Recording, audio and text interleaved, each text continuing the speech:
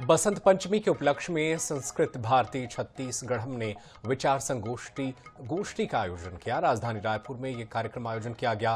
कार्यक्रम के मुख्य अतिथि आईएनएच हरिभूमि के प्रधान संपादक डॉक्टर हिमांशु द्विवेदी और मुख्य वक्ता जनजातीय कार्य प्रमुख सतीश गोकुल पंडा रहे।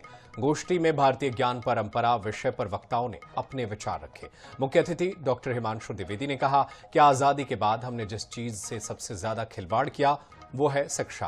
पहले कुलपति की अहर्ता ये होती थी कि जो व्यक्ति 10,000 छात्रों का पालन पोषण और अध्ययन अध्यापन कर सके वही कुलपति होता था, लेकिन अब परिस्थिति बदल चुकी है। डॉक्टर द्विवेदी ने आगे कहा कि इस देश की ज्ञान परंपरा को पुनः स्थापित करना है। आज सबसे बड़ी जरूरत चुनौतियों को जानने की है, तब जाकर परिणाम मिलेंगे। शिक्षा व्यवस्था को सींचना है तो उसे महत्व देना होगा, शिक्षकों को पूजना होगा, सम्मान देना होगा।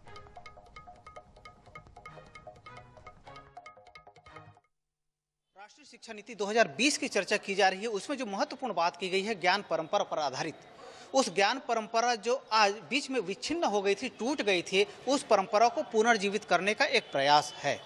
तो निश्चित रूप से आज हम अपने पुरातन वैभव को याद कर रहे हैं, वो किस प्रकार से टूट गया और किस तरह से उसको पुनर्जीवित करने की आवश्यकता है, इस पर इस चर्चा और संवाद के माध्यम से बल दिया जा रहा है। हाँ, बसंत पंचमी के उपलक्ष्य में आज विद्वत गोष्ठी का आयोजन किया गया।